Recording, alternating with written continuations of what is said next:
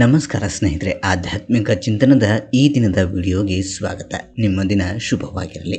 ಮನೆಯಲ್ಲಿ ಹಿರಿಯರು ಪರಕೀಯನ್ನ ಅಲ್ಲಿಡಬೇಡ, ಇಲ್ಲಿಡಬೇಡ, ಸಂಜೆ ಗೂಡಿಸಬೇಡ ಎನ್ನುವುದನ್ನು ನೀವು ಕೇಳಿರುತ್ತವೆ. ಆದರೆ ನಮಗೆ ಇದು ಕಿರಿಕಿರಿ ಅನಿಸಿದರೂ ಇದರ ಹಿಂದೆ ಇರುವ ಅರ್ಥ ನಮಗೆ ತಿಳಿದಿರುವುದಿಲ್ಲ.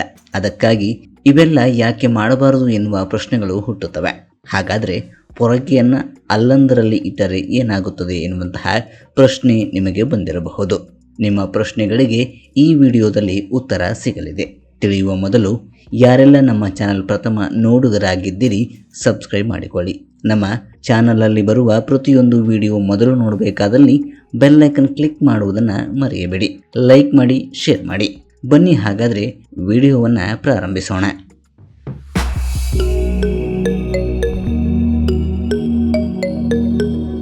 ಅಮ್ಮ ಅಥವಾ ಅಜ್ಜಿ, ಪೊರಕೆಯನ್ನು ಈ ರೀತಿ ಇಡಬೇಡ, ಅದನ್ನು ದಾಟಬೇಡಿ. ಪೊರಕೆ ಇಲ್ಲಿ ಏಕೆ ಬಿದ್ದಿದೆ ಎನ್ನುವಂತಹ ಪ್ರಶ್ನೆ ನಮಗೂ ನಿಮಗೂ ಕೇಳುತ್ತಾರೆ. ಇದರ ಹಿಂದೆ ಕೆಲವೊಂದು ನಂಬಿಕೆಗಳಿವೆ. ಇದರ ಬಗ್ಗೆ ವಾಸ್ತುಶಾಸ್ತ್ರದಲ್ಲಿಯೂ ವಿವರಣೆಯನ್ನು ನೀಡಲಾಗಿದೆ.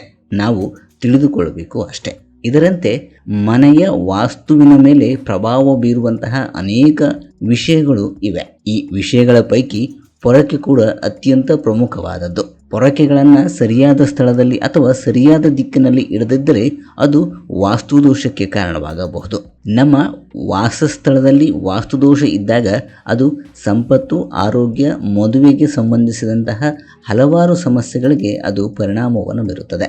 ಹಾಗಾಗಿ ಪೊರಕೆಯನ್ನು ಸರಿಯಾದ ದಿಕ್ಕಿನಲ್ಲಿ ಇಡಬೇಕು. ಅದನ್ನು ಯಾರು ದಾಟದ ಹಾಗೆ ಇಡಬೇಕು. ಹಾಗಾದರೆ ಪೊರಕೆಯ ಮಹತ್ವವೇನು? ಪೊರಕೆಯನ್ನು ಇಡಲು ಉತ್ತಮವಾದ ದಿಕ್ಕು ಯಾವುದು? ಅದನ್ನು ಯಾಕೆ ದಾಟಬಾರದು ಎನ್ನುವಂತಹ ಪ್ರಶ್ನೆಗಳು ನಿಮಗೆ ಬಂದಿರಬಹುದು. ಆ ವಿಚಾರಗಳನ್ನು ನೋಡ್ತಾ ಹೋಗೋಣ ಬನ್ನಿ. ಪೊರಕೆಯ ಮಹತ್ವವನ್ನು ನೋಡುವುದಾದರೆ ಪೊರಕೆಗಳು ಬಹಳ ಮಂಗಳಕರ ಎಂದು ಹೇಳಲಾಗುತ್ತೆ. ಅದಕ್ಕಾಗಿ ಪೊರಕೆಯನ್ನು ಖರೀದಿಸಲು ಕೆಲವು ಒಳ್ಳೆಯ ದಿನಗಳು ಮತ್ತು ಇತರೆ ದಿನಗಳಲ್ಲಿ ಖರೀದಿಸಬಾರದು ಎನ್ನುವಂತಹ ನಿಯಮಗಳು ಇವೆ. ಪುರಾಣಗಳ ಪ್ರಕಾರ ಲಕ್ಷ್ಮೀದೇವಿಯು ವೈಕುಂಠ ಅಥವಾ ವಿಷ್ಣು ಲೋಕಕ್ಕೆ ಹೋದಾಗ ಆ ಸ್ಥಳವನ್ನು ಸ್ವಚ್ಛಗೊಳಿಸಲು ಪೊರಕೆಯನ್ನು ಬಳಸಿದ್ದಾರಂತೆ.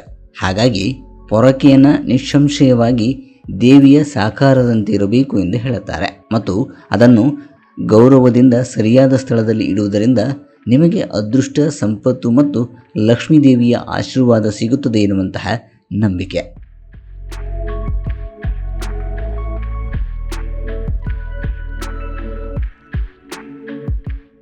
ಇನ್ನು ಪೊರಕೆಯನ್ನು ಇಡಲು ಉತ್ತಮ ದಿಕ್ಕನ್ನು ನೋಡುವುದಾದರೆ ಮನೆಯಲ್ಲಿ ಪ್ರತಿಯೊಂದು ವಸ್ತುವಿನ ನಿಯೋಜನೆಯು ಉತ್ತಮ ವಾಸ್ತು ಅಥವಾ ಕೆಟ್ಟ ವಾಸ್ತುವಿಗೆ ಕಾರಣವಾಗಿರುತ್ತದೆ. ಉದಾಹರಣೆಗೆ ನೋಡುವುದಾದರೆ ದೇವರುಗಳು ವಿಭಿನ್ನ ದಿಕ್ಕುಗಳಿಗೆ ಒಲವನ್ನು ತೋರುತ್ತಾರೆ ಮತ್ತು ಅದಕ್ಕೆ ಅನುಗುಣವಾಗಿ ದೇವರ ಫೋಟೋ ಆಗಿರಬಹುದು ಅಥವಾ ದೇವರುಗಳನ್ನು ಇಡಬೇಕು. ಅದರಂತೆಯೇ ಪೊರಕೆಯೂ ಸಹ ಒಂದು ನಿರ್ದಿಷ್ಟ ದಿಕ್ಕಿನಲ್ಲಿ ಇಡಬೇಕು ಎಂದು ಹೇಳಲಾಗುತ್ತೆ. ವಾಸ್ತು ಪ್ರಕಾರ ಪೊರಕೆಯನ್ನು ಇಡಲು ಮನೆಯ ನೈಋತ್ಯ ದಿಕ್ಕು ಉತ್ತಮ ಎಂದು ಹೇಳಲಾಗುತ್ತೆ. ಪೊರಕೆಯನ್ನು ಈ ದಿಕ್ಕಿನಲ್ಲಿ ಇಡುವುದರಿಂದ ಮನೆಯಲ್ಲಿ ಸಂಪತ್ತಿನ ಹರಿವು ಹೆಚ್ಚಾಗುತ್ತದೆ. ಯಾಕೆಂದರೆ ಇದು ಲಕ್ಷ್ಮೀದೇವಿಯನ್ನು ಸಂತೋಷಪಡಿಸುವಂತಹ ದಿಕ್ಕಾಗಿರುತ್ತದೆ. ಹಾಗಾಗಿ ನೈಋತ್ಯ ದಿಕ್ಕಿನಲ್ಲಿ ಪೊರಕೆಯನ್ನು ಇಡುವುದು ಉತ್ತಮ ಎಂದು ಹೇಳುತ್ತಾರೆ. ಇನ್ನು ಪೊರಕೆಯನ್ನು ಯಾವುದೇ ಕಾರಣಕ್ಕೂ ಈಶಾನ್ಯ ದಿಕ್ಕಿನಲ್ಲಿ ಇಡಬಾರದು. ಇದು ಅಶುಭದ ಸೂಚನೆಯಾಗಿರುತ್ತದೆ. ಇದು ಮನೆಗೆ ಒಳ್ಳೆಯದಲ್ಲ. ಪೊರಕೆಯನ್ನು ಮರೆಮಾಡಿ ಇಡಬೇಕು. ಯಾಕೆಂದರೆ ನಾವು ನಮ್ಮ ಸಂಪತ್ತನ್ನು ಮರೆಮಾಡಲು ಒಲವನ್ನು ತೋರುತ್ತೇವೆ. ಅದರಂತೆ ಪೊರಕೆಯನ್ನು ಕೂಡ ಇತರರಿಗೆ ಕಾಣದಂತೆ ಮರೆಯಲ್ಲಿ ಇಡಬೇಕು. ಅದನ್ನು ತಲೆ ಕೆಳಗಾಗಿ ಇಡಬಾರದು ಅಥವಾ ನೇರವಾಗಿ ಇಡಬಾರದು. ಯಾವಾಗಲೂ ಪೊರಕೆಯನ್ನು ವಿಶ್ರಾಂತಿಯ ಸ್ಥಾನದಲ್ಲಿ ಇಡಬೇಕು. ಅಂದರೆ ಅದನ್ನು ಮಲಗಿಸಿರಬೇಕು. ಇದರಿಂದ ಹಣದ ಅರಿವು ನಿರಂತರವಾಗಿರುತ್ತೆ. ಇನ್ನು ಬಾಲ್ಕನಿ ಅಥವಾ ಟೆರೆಸ್ನಲ್ಲಿ ಪೊರಕೆಯನ್ನು ತೆರೆದ ಸ್ಥಳದಲ್ಲಿ ಇಡಬಾರದು. ಹಾಗೆ ಮಾಡುವುದರಿಂದ ಲಕ್ಷ್ಮೀದೇವಿಗೆ ಅಗೌರವ ಸೂಚಿಸಿದಂತಾಗುತ್ತದೆ. ಇನ್ನು ಅತಿ ಮುಖ್ಯವಾಗಿ ಪೊರಕೆಯು ಯಾರ ಪಾದದ ಕೆಳಗೆ ಬರದಂತೆ ಅದನ್ನು ನೋಡಿಕೊಳ್ಳಬೇಕು. ಯಾಕೆಂದರೆ ಇದನ್ನು ಕೆಟ್ಟ ಶಕುನ ಎಂದು ಹೇಳುತ್ತಾರೆ.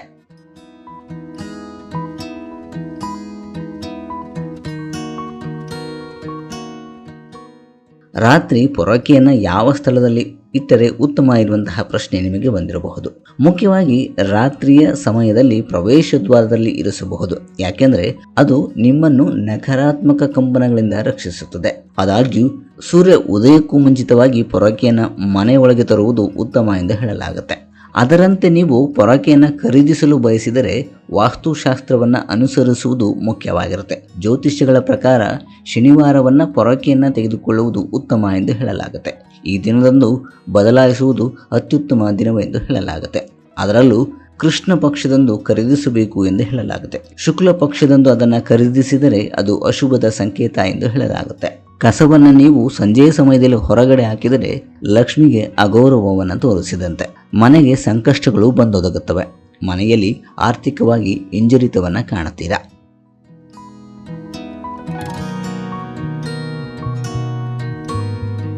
ಇನ್ನು ಅತಿ ಮುಖ್ಯವಾಗಿ ಯಾರಾದರೂ ಮನೆಯಿಂದ ಹೊರಗೆ ಹೋದ ತಕ್ಷಣ ಪೊರಕೆಯಿಂದ ಗೂಡಿಸಬೇಡಿ. ಹೀಗೆ ಮಾಡುವುದರಿಂದ ಅಪಘಾತವಾಗುವ ಸಾಧ್ಯತೆ ಇರುತ್ತದೆ. ನೀವು ಹೊಸ ಸ್ಥಳಕ್ಕೆ ಸ್ಥಳಾಂತರಗೊಂಡಾಗ ಸ್ಥಳವನ್ನು ಸ್ವಚ್ಛಗೊಳಿಸಲು ಹೊಸ ಪೊರಕೆಯನ್ನು ಬಳಸಿ. ಹಾಗೆ ಮಾಡುವುದರಿಂದ ಉತ್ತಮವಾದ ವಾಸ್ತುವಿನ ಮೊದಲ ಹೆಜ್ಜೆಯನ್ನು ನೀವು ಇಟ್ಟಂತಾಗುತ್ತದೆ. ಒಂದು ವೇಳೆ ಹಳೆಯ ಕಸಬರಗಿಯನ್ನು ಬಳಸಿದರೆ ನೀವು ನಿಮ್ಮ ಹಿಂದೆ ಇರುವ ಸಂಕಷ್ಟಗಳನ್ನು ಮತ್ತೆ ತೆಗೆದುಕೊಂಡು ಹೋದಂತೆ. ಹಾಗಾಗಿ ಹೊಸ ಪೊರಕೆಯನ್ನು ಬಳಸಬೇಕು. ನಿಮ್ಮ ಕಾಲುಗಳು ಪೊರಕೆಯನ್ನು ಸ್ಪರ್ಶಿಸದಂತೆ ನೋಡಿಕೊಳ್ಳಬೇಕು. ನೀವು ಉದ್ದೇಶಪೂರ್ವಕವಾಗಿ ಮಾಡಿದರೆ ಲಕ್ಷ್ಮೀದೇವಿ ಕೋಪಗೊಳ್ಳುತ್ತಾಳೆ. ಇದರಿಂದ ನಿಮಗೆ ಸಂಕಷ್ಟ ತಪ್ಪಿದ್ದಿಲ್ಲ. ಹಾಗಾಗಿ ಪೊರಕೆಯನ್ನು ಇಡುವಾಗ, ಅದನ್ನು ತರುವಾಗ ಹಾಗೂ ಅದನ್ನು ಯಾರು ಒದೆಯದಂತೆ, ಯಾರ ಪಾದದ ಕೆಳಗೆ ಇಡದಂತೆ ನೋಡಿಕೊಳ್ಳಿ. ಸ್ನೇಹಿತರೆ, ಇದಾಗಿತ್ತು ಈ ದಿನದ ವಿಡಿಯೋ. ಮುಂದಿನ ವಿಡಿಯೋದಲ್ಲಿ ಮತ್ತೊಂದರ ವಿಚಾರವನ್ನು ಹೊತ್ತು ನಿಮ್ಮ ಮುಂದೆ ಬರುವೆ. ಧನ್ಯವಾದಗಳು.